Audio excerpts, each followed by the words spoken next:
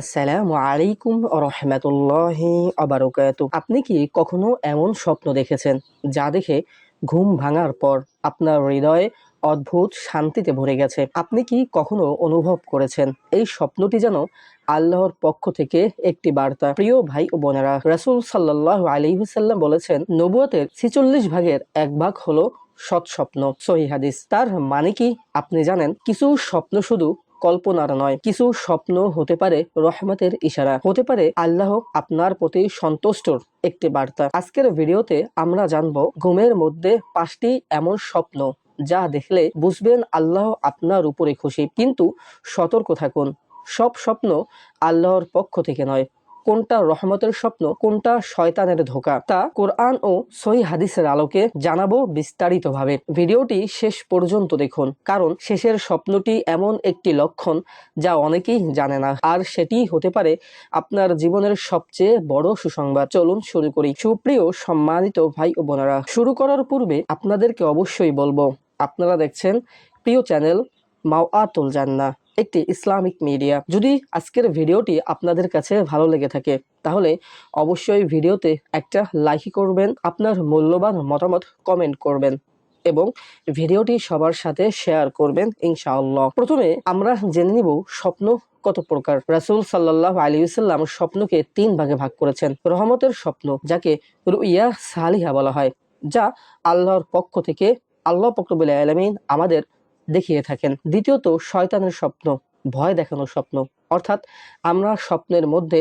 ভয় পেয়ে থাকি এমন স্বপ্ন সাধারণত শয়তানের পক্ষ থেকে আসে। নফসের স্বপ্ন, নিজের চিন্তা থেকে, অর্থাৎ আমরা সারাদিন যা করে থাকি অথবা আমরা সারাদিন যা চিন্তা ভাবনা করি, ঘুমানোর পূর্ব মুহূর্তে আমরা যা চিন্তা ভাবনা করি তাই আমরা স্বপ্ন দেখি। এই হাদিসটি বর্ণিত হয়েছে সহিহ সূত্রে, বুখারী ও মুসলিম। এখন আসি সেই 5টি স্বপ্নের কথা নিয়ে। 1. আল্লাহর ঘর অথবা নূর দেখা। প্রিয় দর্শক, ঘুমের মধ্যে যদি কেউ আল্লাহর ঘর বা নূরের মতো পবিত্র দৃশ্য দেখেন তাহলে অনেকেই মনে করেন এটা কি আল্লাহর সন্তুষ্টির কোনো ইশারা। কোরআন ও হাদিসের আলোকে আমরা এ বিষয়ে কি জানতে পারি? আল্লাহ তাআলা পবিত্র কোরআন ইরশাদ করেন, আল্লাহ নূরুস সামাওয়াতি ওয়াল আরদ, অর্থাৎ আল্লাহ আসমান ও জমিনের নূর।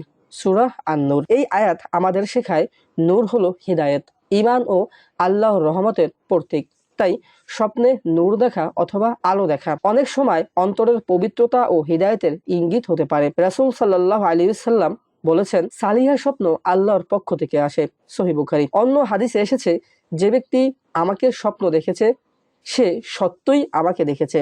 সহিহ মুসলিম। তবে একটি গুরুত্বপূর্ণ বিষয় মনে রাখতে হবে, ইসলামে নিশ্চিতভাবে বলা হয়নি যে কাবা নূর দেখা মানেই আল্লাহর সম্পূর্ণ সন্তুষ্টি। স্বপ্ন হতে পারে সুসংবাদ, উৎসাহ বা ঈমান বৃদ্ধির একটি বার্তা। যদি আপনি স্বপ্নে আল্লাহর ঘর, পবিত্র কাবা অথবা উজ্জ্বল নূর দেখেন তাহলে তা হতে পারে আপনার অন্তরের ঈমান, তাওবা বা আল্লাহর দিকে ফিরে আসার একটি সুন্দর ইঙ্গিত। তাই এমন স্বপ্ন দেখলে অহংকার নয়, বরং আরো বেশি ইবাদত, শুকর ও তওবা করা উচিত। দ্বিতীয় স্বপ্নটি হলো নিজেকে নামাজে বা সিজদায় দেখা। প্রিয় ভাই ও বোনেরা, যদি কেউ ঘুমের মধ্যে দেখতে পায় সে দাঁড়িয়ে নামাজ আদায় করছে, কাঁদছে অথবা সিজদায় লুটিয়ে পড়ছে, তাহলে এটি খুবই সুসংবাদ বহন করতে পারে। পবিত্র কোরআনে আল্লাহ বলেন, নিশ্চয়ই মুমিনগণ সফলকাম যারা তাদের নামাজে বিনয়ী।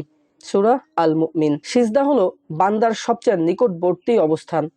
রাসূল সাল্লাল্লাহু আলাইহি ওয়াসাল্লাম বলেছেন, বান্দা তার রবের সবচেয়ে নিকটবর্তী হয় সিজদা অবস্থায়। সহিহ মুসলিম। তাই যদি কেউ স্বপ্নে নিজেকে সিজদায় দেখে এটি ইঙ্গিত হতে পারে যে আল্লাহ তাকে তার নৈকট্যের দিকে ডাকছেন, তার অন্তরকে নরম করছেন এবং ইবাদতের পথে স্থির রাখার তৌফিক দিচ্ছেন। অনেক আলেম যেমন ইবনে সিরিন উল্লেখ করেছেন, স্বপ্নে নামাজ দেখা দিনের দরিদ্রতা, গুনাহ থেকে তাওবা এবং আল্লাহর সাহায্য লাভের আলামত হতে পারে। তবে মনে রাখতে হবে, স্বপ্ন কখনোই নিশ্চিত হুকুম নয়, বরং এটি একটি সুসংবাদ বা সতর্ক বার্তা হতে পারে। যদি এমন স্বপ্ন দেখেন তাহলে সঙ্গে সঙ্গে আলহামদুলিল্লাহ বলুন, 2 রাকাত নফল নামাজ পড়ুন এবং আল্লাহর কাছে ইস্তিকামাত প্রার্থনা করুন, অর্থাৎ আল্লাহ পাক রব্বুল আলামিনের কাছে বেশি বেশি শুকরিয়া জ্ঞাপন করুন। হয়তো এটাই আপনার জন্য আল্লাহর পক্ষ থেকে একটি নীরব বার্তা, আমার দিকে ফিরে আসো, আমি তোমাকে আরো কাছে টেনে নেব। তৃতীয় স্বপ্নটি হলো জান্নাতের দৃশ্য দেখা। প্রিয় ভাই ও বোনেরা, ঘুমের মধ্যে যদি কেউ বারবার জান্নাতের বাগান, প্রবাহিত নদী, অদ্ভুত সুন্দর আলো কিংবা প্রশান্তিময় পরিবেশ দেখতে পান, তবে এটি সাধারণ স্বপ্ন নাও হতে পারে। রাসূল সাল্লাল্লাহু আলাইহি ওয়াসাল্লাম বলেছেন, সৎ স্বপ্ন আল্লাহর পক্ষ থেকে আসে। সহিহ বুখারী। অর্থাৎ যে স্বপ্ন মানুষের অন্তরে প্রশান্তি আনে, ঈমান বৃদ্ধি করে এবং নেক আমলের প্রতি আগ্রহ বাড়ায়, তা আল্লাহর রহমতের নিদর্শন হতে পারে। পবিত্র কোরআনে আল্লাহ পাক রব্বুল আলামিন বলেন, তাদের জন্য রয়েছে শান্তির ঘর তাদের প্রতিপালকের কাছে। সূরা আল আনআম। আরো বলেছেন, তারা সেখানে যা চাইবে তাই পাবে। সূরা কাফ। যদি কোনো বান্দা স্বপ্নে জান্নাতের দৃশ্য দেখে এবং ঘুম থেকে উঠে তার অন্তর নরম হয়ে যায়, চোখে অশ্রু আসে, গুনাহ থেকে দূরে থাকার ইচ্ছা জাগে, তবে এটি আল্লাহর পক্ষ থেকে সুসংবাদ হতে পারে। কারণ আল্লাহ কখনোই কাউকে বিনা কারণে জান্নাতের দৃশ্য দেখান না, বরং এই স্বপ্ন আমাদের জন্য একটি অনুপ্রেরণা, যেন আমরা আরো বেশি ইবাদত করি, তাওবা করি এবং জান্নাতের পথে অবিচল থাকি। হয়তো আল্লাহ আপনাকে বলছেন, আমার বান্দা, তুমি সঠিক পথে আছো, দৃঢ় থাকো।